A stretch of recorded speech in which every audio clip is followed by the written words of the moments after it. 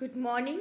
तो today in the revision series we are going to discuss Napoleonic code या फिर उसको हम कहते हैं सिविल कोड ऑफ 1804। तो बिना देरी करें लेट्स स्टार्ट। तो जो पॉइंट वाइज हम आंसर डिस्कस करने वाले, तो चलिए स्टार्ट करते हैं फर्स्ट पॉइंट से। Number first point, it is introduced by Napoleon to maintain its control. Clear. Number 2, abolish feudal system. Napoleon ने फ्यूडल सिस्टम खत्म करा। What is feudal system? Feudal system थी सामंती व्यवस्था। राजा अपनी जमीन सामंतों को देता था, सामंत अपनी जमीन सेना के थ्रू फार्मर्स को देते थे, फार्मर उस पर खेती करते थे और रहते थे। ठीक है। और जो भी उपज, जो भी प्रोडक्शन होता था, उसका बड़ा हिस्सा ऊपर तक पहुंचाते थे। ये था फ्यूडल सिस्टम। इसे नेपोलियन ने खत्म कर दिया, जिससे लोगों में उसका अच्छा प्रभाव भी पड़ा।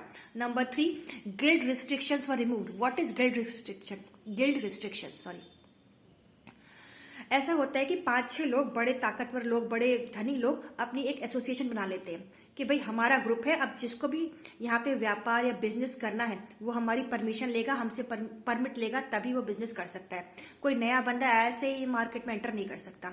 तो ये होती है गिल्ड रिस्ट्रिक्शन। तो नेपोलियन ने गिल्ड रिस्ट्रिक्शन भी रिमूव कर दी। 3 पॉइंट्स हो गए। Introduced by Napoleon to maintain its control, abolish feudal system, guild restrictions were removed. चौथा पॉइंट, इक्वालिटी बिफोर लॉ। कानून की नजर में सब बराबर है, ना वो किसी बड़े आदमी का बेटा है ना किसी छोटे आदमी का बेटा है। तो इक्वालिटी बिफोर लॉ। 5वां point, secured right to property. अब लोग अपनी प्रॉपर्टी परचेज कर सकते थे। 6वां point, transport and communication systems were improve. उसने ट्रांसपोर्ट को और कम्युनिकेशन सिस्टम को बहुत सुधार दिया। Last but not the least, uniform system of weights and measures were adopted. अब प्रॉब्लम यहाँ आती थी कि हमारे यहाँ कुछ और वेट मेजर्स चल रहे हैं, वहां कुछ और वेट मेजर्स चल रहे हैं। अब मैं यहाँ से 1 किलो गेहूं तोल के लेके गई, जब दूसरी जगह पहुंची तो उन्होंने कहा ये तो 1 किलो है ही नहीं। तो उसने सब जगह एक जैसे uniform system of measures and weight apply करवा दी। ये अच्छे काम करे नेपोलियन ने, और ये था सिविल कोड ऑफ 1804। अगर फिर भी आपको एग्जाम में भूल जा सकते हैं तो एक ट्रिक है, आप याद करो, राइट एजी, WRITE, राइट एजी।